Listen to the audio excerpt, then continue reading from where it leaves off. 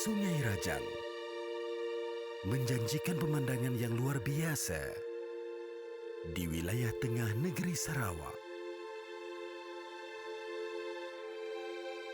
Merupakan sungai yang terpanjang di Malaysia. Rajang mengalir sejauh 563 km dari Banjaran Iran di tengah-tengah Kepulauan Borneo sehingga ke Laut Cina Selatan.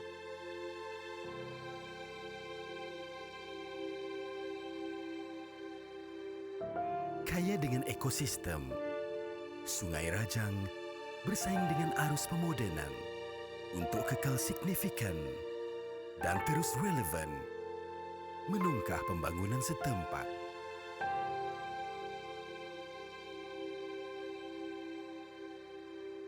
Dari hulu sungai yang deras hingga ke muara terbentang luas, Sungai Rajang melalui beberapa daerah, perkampungan, serta bandaraya. Setia memberi khidmat bakti kepada penduduk di sekitarnya. Ikuti perjalanan mendalami sejarah, meneroka ekonomi, menekuni sosial, mengeksplorasi budaya, menjelajah ekosistem, serta menghubung warisan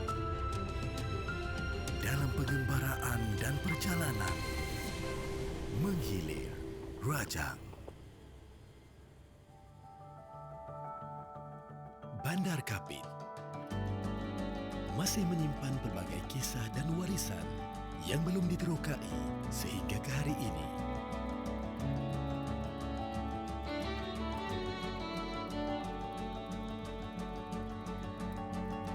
Dengan jumlah penduduk hampir 65.800 orang, Bandar Kapit tidak lekang dengan aktiviti yang berlandaskan kebudayaan, terutamanya yang melibatkan kesenian masyarakat Iban. Menghilir Rajang kali ini akan membawa anda ke kawasan Bukit Gorang, di mana permata seni Kapit masih mempertahankan kesenian pantun Iban yang didukuni oleh Puan Nyong Anak Aji.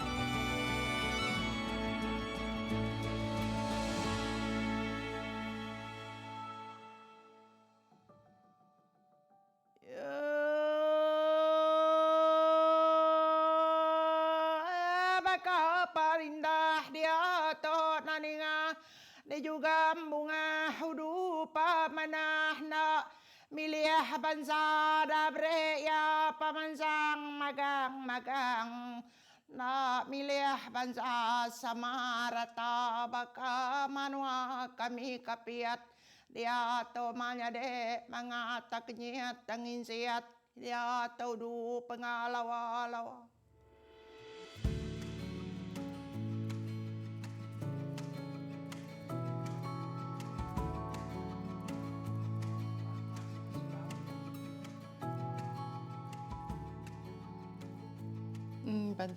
Pantun wadah ke menua kita Kapit mansang menua air ijang bisa pemansang dah bisa jalai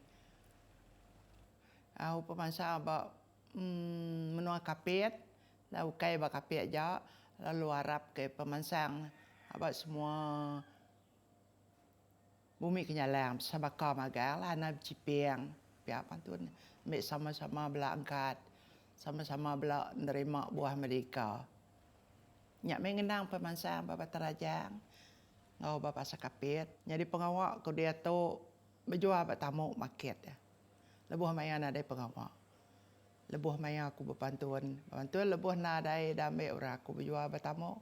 Apa market dia. Nyua bawang, pusuk, pudo, salai. Sikit minat ku mah. Hari umur ko 12 tahun. Aku sikit minat berpantun. Ni ngau berpantun. Bisik aku belajar bertuai sekala subak. Belajar berinai kumpu. Lalu ni ngau berpantun. Ni ngau siko-siko. Nemu ku jalai adanya. Nyak kumpul nemu agak Kediri.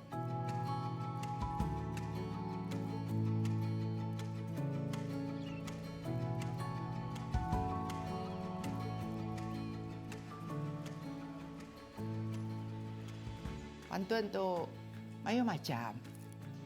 Bisik pantun nak ampit, bisik pantun sebana, bisik pantun sayau, bisik pantun puji, bisik pantun peransang, bisik pantun minta rezeki, pihak minta tuah. Macam pantun. Ante orangnya kak nurun kerja, pantun nurun kerja. Ante orangnya susah ngigak duit. Pantun ambil senang ke boleh tuah lah, bisa jadi rezeki.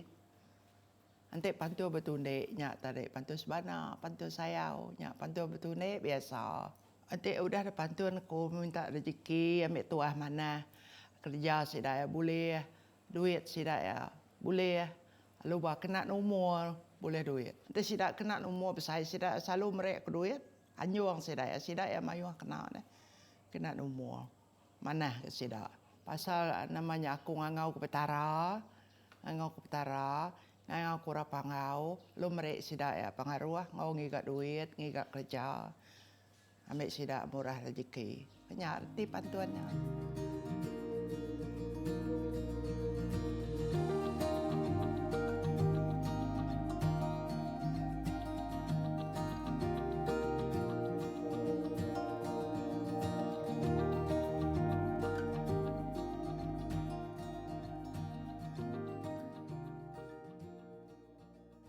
Puan Yong tu mun dikaji oleh kami sendirilah dengan family kami yang berasal daripada Kapit.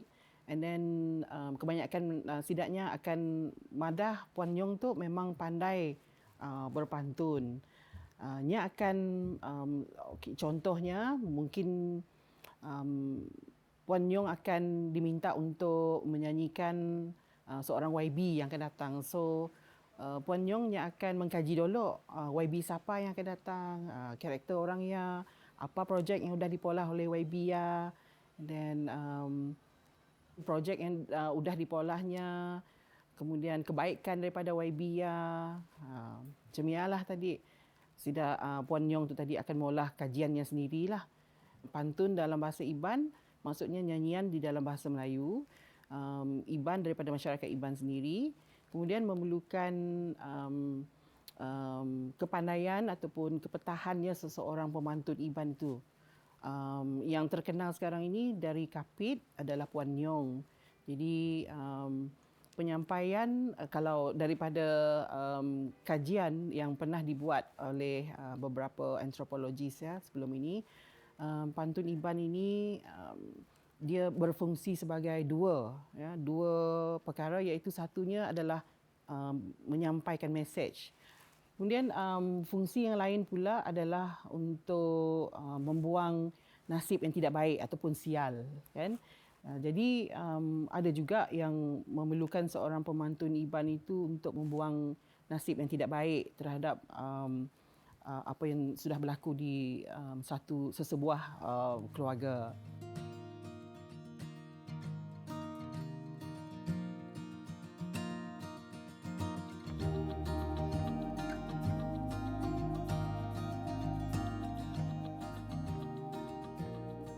Aku berpantun ke bala menteri-menteri menua Sarawaknya.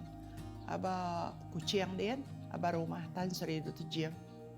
Nyen pantun ke bala menteri. Nya aku berpantun ke Najib, aba sud rumah Bengau. Ya datai semua. Aku mengenang pemansang, lalu minta pemansang. Ante nak telebak, salah tim dah orang bayuk. Tak telebak nak. Biasa aja. Maya rami, maya orang kawin semua pantun tunai, pantun sayau, pantun nak ampit. Habis maya pantun sebana. Dia sayaunya tadi, bakal lekap pantun sayau ke semua utai lah. Pantun sayau bakal kami udah tuai tu. Orangnya biak semua sayau, memang bakal lekap lagu sayau nak serambau kenyam. Nanti maya orang kawin, ku pantun kurnya. Pantunnya so sayau lah, sayau kesiduai sama sayau melaki bini. Saya direk awak seluai beranak semua tuah berlimpah lah saya pengadire. Pakai buat pantun tu kami tu dah tuai. Nyak ngarap kurang ke rebak baru je. Boleh mereti lalu nemu buat pantun. Ngarap kesida ya temu. Aku bisa buka kelas pantun. 6 ikut dia ajar aku. Sida ya bisa 2 ikut lah aku. Dia tahu selalu pantun. Dia sekolah. Dia tahu sida dah besar. Dah nemu berpantun ke kiau. Alright, dalam untuk menamatkan program muzik ya, untuk bergraduat dalam program muzik, pelajar muzik UNIMAS dia perlu menghabiskan dululah dia punya projek tahun akhir, di mana salah seorang daripada pelajar kami ini adalah bernama Wexler Gimang. Beliau telah menghasilkan satu karya di dalam projek tahun akhir beliau, iaitu menggabungkan pantun Iban dan orkestra. Jadi pantun Iban yang telah Wexler kaji telah mendapat sesuatu yang barulah di dalam kajian beliau, di mana pantun Iban tersebut telah digabungkan dengan orkestra. Usaha yang dibuat oleh Wexler yang membuat kajian pantun Iban yang disupport oleh orkestra itu telah sedikit banyak memberi peluang kepada pelajar yang lain untuk menghasilkan orkestra ini tadilah sebagai satu pembaharuan, boleh saya katakan sebagai satu pembaharuan di dalam bidang muzik, sebab kita sudah terbiasa dengan muzik yang pop ya pada zaman kini. Kemudian sebagai ini juga Wexler sebagai pelajar muzik, saya melihat kajian yang telah dibuat oleh beliau itu sedikit sebanyak telah mengangkatlah pantun Iban ke mata dunia, baik di Malaysia ataupun di dunia masa akan datang. Jadi usaha yang Wexler buat ini sangat baik sekali.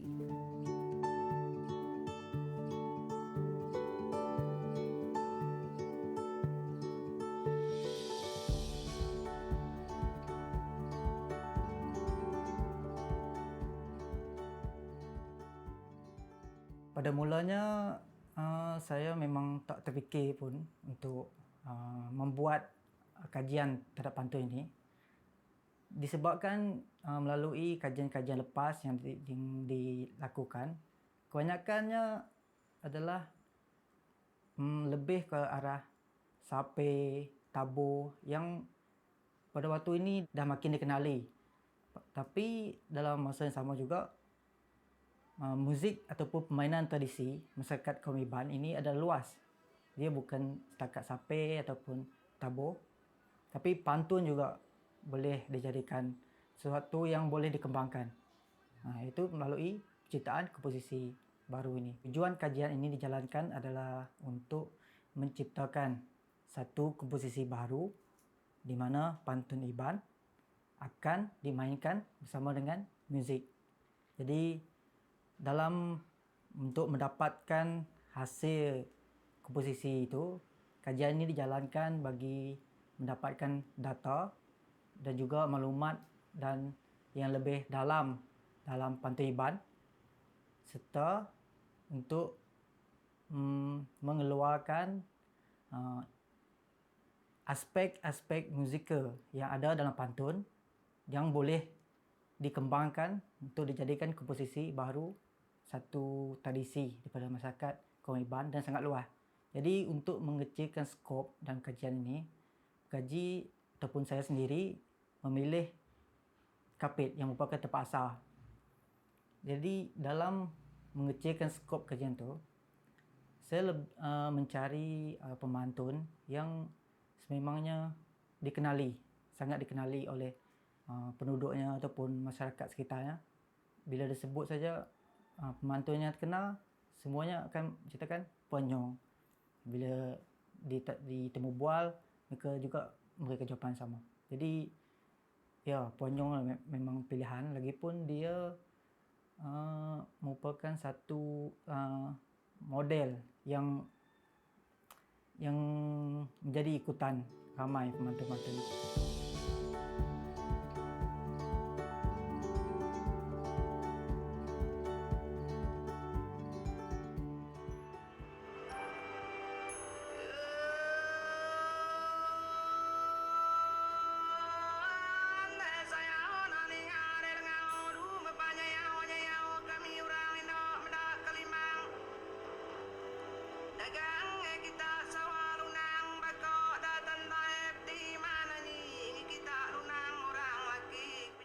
Awak pantunnya tadi laba bisik bisik ngau ya.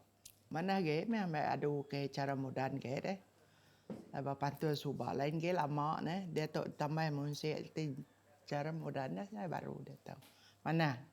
Pada mulanya saya berjumpa dengan Ponyong melalui panggilan WhatsApp, di mana ya seperti sekarang ni keadaan yang tidak mengizinkan dengan adanya COVID-19. Jadi cara terbaik untuk berjumpa dengan dia adalah melalui panggilan WhatsApp daripada talian internet.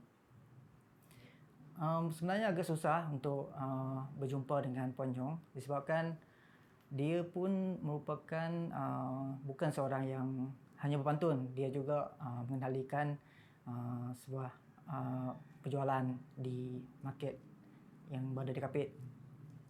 Jadi memakan waktu yang lama. Jadi setelah berjaya mendapatkan Ponyong melalui kawan-kawan dan juga saudara-saudara yang mengenali Ponyong, jadi saya pun approach untuk mengajak Ponyong dan menemu buah dia. Banyak yang saya pelajari, terutamanya dari segi inspirasi nilai estetika dalam pantun tu yang disampaikan oleh Ponyong itu adalah sesuatu yang sangat indah sebenarnya. Walaupun kedengaran pantun ini seperti agak menyeramkan, ya mostly kanak-kanak dia akan memikirkan pantun ini kedengaran menyeramkan. Tapi dari segi lain pantun ini juga indah sebab dia bukan saja mempunyai nilai yang mistik dalam pantun itu, tapi dia juga ada keindahan dia sendiri. Dia boleh menggambarkan sebuah ekspresi yang menggembirakan, ada juga menyedihkan. Walaupun dengan adanya rasa mistik dalam pantun itu sendiri.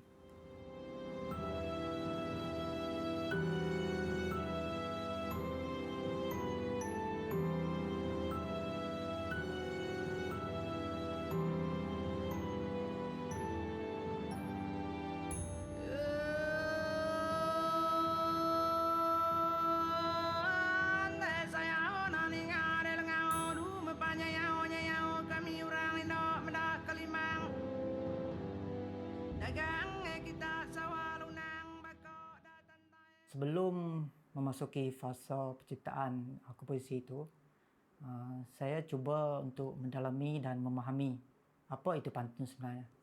Jadi melalui hasil daripada kajian ini, pantun ini merupakan sejenis berbentuk monofoni, di mana dia mempunyai satu baris melodi yang sama. Dan juga cara penyampaian pantun pula dah disampaikan secara monoton. Benda yang nada yang disampaikan tu dia nada yang sama dan juga diulang berkali-kali sepanjang pantun dijalankan. Sama juga dengan hasil kajian ni, iaitu berkenaan dengan pantun sayau.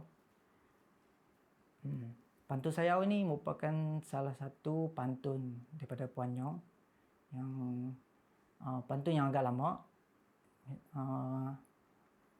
merupakan salah satu pantun yang pernah diterbitkan dalam album beliau. Wujudnya komposisi baru ini adalah melalui inspirasi saya selepas melihat satu persembahan sitar dan juga persembahan hasil daripada persembahan tersebut. Saya cuba untuk menguji atau mengeksperimenkan ke dalam karya ini.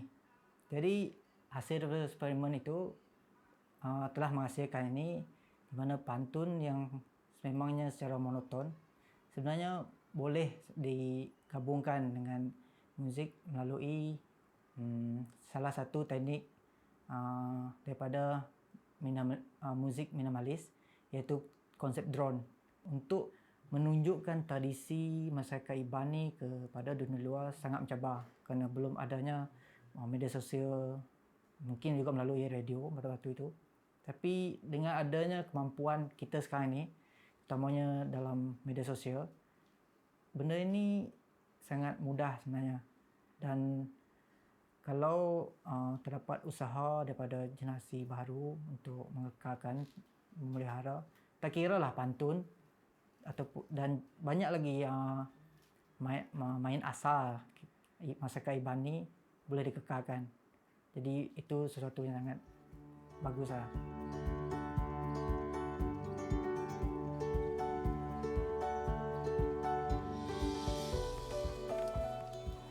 Itu aku dekat mantai ke sitik pantun ke di boleh aku. Ke udah ditambah ngau musik orkestra, musik baru.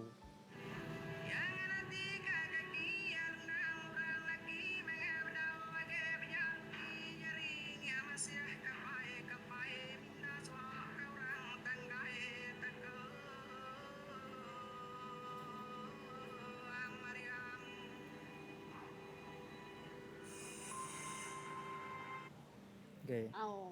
Udah ningonya tadi cikgu. Kini asal ti cikgu udah ningo pantun tadi udah di Kemaru ke. Sino age keninga laban nyembah bisa music asal ke terasa age ba asal ti ninga pantun ni munyinya laban nyanyi tambah ngau music age deh. Gagam rino ti te berkan nak biaknya ngangkat bekar tuai susu dia to deh anak biaknya. Nyak rino ti sidak ya ngau ninga pantunnya. Nyak ni. Jadi ente nanya bawa pendapat aku lah. Jadi waktu ketemu kita pantun Iban to nang asal lah nang segi ada musik. Tapi udah ditambah ngau musik to ya lebih kira ke lebih mana. Cuma aku bisa pandangan lah different side of view berkenaan ngeto ngau berkeni penerimaan masyarakat kita Iban to berkenaan ngau musik ditambah dalam pantun kita. Laban ente baku ya mana ya. Laban kita pun nemu kita itu bawa ke arah pemodenan baru. Kita pun mesti ke moden ke baru pantun kita. Awak ke bala nembiak ke bak baru to rino ningo pantun to.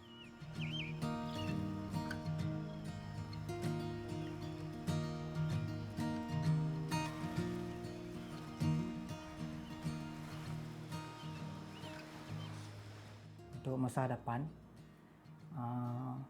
pantun ini perlu diteruskan dan juga ianya sangat penting dan juga boleh dijadikan rujukan untuk masa akan datang.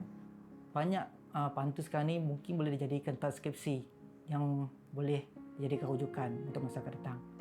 Bukan saja hanya teks tetapi dari segi muzik juga merupakan salah satu cara untuk memelihara dan mengekalkan pantun ini. Jadi berpantun tu, kami umur dah tuai, ngarap ke orang ke biar ialah risik minat, bisa rindu berpantun serta kak belajar pantun, ngambil main asal pantun tak putus. Aku besar pengarap ngaren biar rebak baru, awak sidak nemu pantun, lalu nampung main asal Iban. Kesenian pantun Iban yang dipertahankan oleh Puan Nyong anak Aji ini sewajarnya dipelihara agar generasi masa akan datang dapat bersama menghayatinya.